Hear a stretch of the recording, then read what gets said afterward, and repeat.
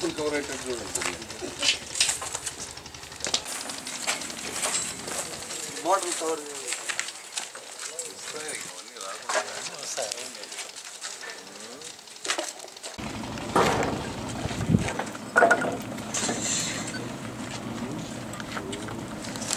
అన్నా ప్రెసెంట్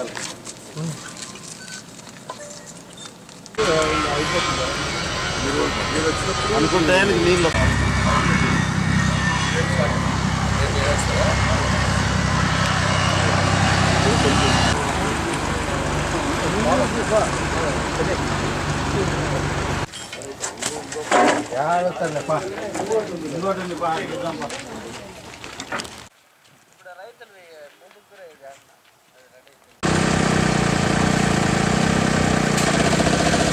నిలబడి నీకు అట్లా కనబడుతుంది.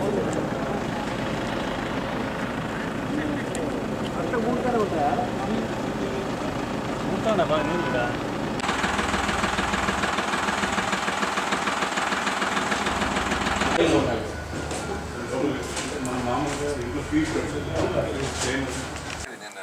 వీళ్ళు ఇంకా కొద్దిగా జీడిపల్లికి వస్తే 1300 కోట్లు ఇంకేం మిగిలితే 1300 కోట్లు స్టేట్ అంతా మొత్తం అంతా అరియర్స్ అవి లిఫ్ట్ ఇరిగేషన్ అరియర్స్.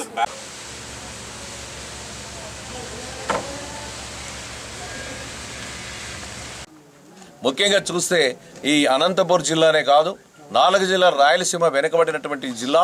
ఈ జిల్లాలో కరువు అనేది ఎప్పుడు కూడా విలయ తాండవం చేస్తున్నటువంటి సందర్భం. అదేవిధంగా గౌరవ ముఖ్యమంత్రి గారు కూడా ఎనలేనటువంటి ప్రేమ అనంతపురం జిల్లా మీద ఉంది. దానిగా ఈ ప్రాజెక్టుకి రూపశిల్పి ఆనాడు నందమూరి తారక రామారావు గారు. అదేవిధంగా ఉద్దేశం ఒకటే 18 కల్లా ఆల్మోస్ట్ ఆల్ ట్రయల్ రన్స్ కూడా పూర్తి అవుతాయి. అదేవిధంగా ట్రయల్ రన్ పూర్తి చేస్తే కొద్దిగా 1 by 1 ఎక్కడైతే లిఫ్ట్లు ఉన్నాయో అక్కడ నీళ్లు తీసుకురావడం జరుగుతుంది. అదేవిధంగా ఈ డ్యామ్లోకి నీళ్లు ఎంటర్ అయిన రోజు ముఖ్యమంత్రి గారు వస్తారా, లేకపోతే ముఖ్యమంత్రి గారు ఈ డ్యాము ఫిల్ చేసిన తర్వాత అది డిసెంబర్ 15-20 తారీఖులకి డ్యామ్ ఫిల్ చేసేదానికి కూడా అవకాశం ఉంది.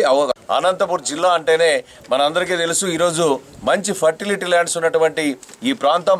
అదేవిధంగా ఈ ప్రాంతంలో నీళ్ళు వస్తే అన్ని రకాల దాదాపు 24 రకాల ఇక్కడ పండ్లు కూరగాయలు అన్ని రకాలు కూడా పంటలు వేసుకునే పరిస్థితి వస్తుంది. తద్వారా ఈ ప్రాంతం వెనకబడినటువంటి ప్రాంతం భవిష్యత్తులో అన్ని రకాలు కూడా అభివృద్ధి చెందేదానికి అవకాశం ఉంటుంది.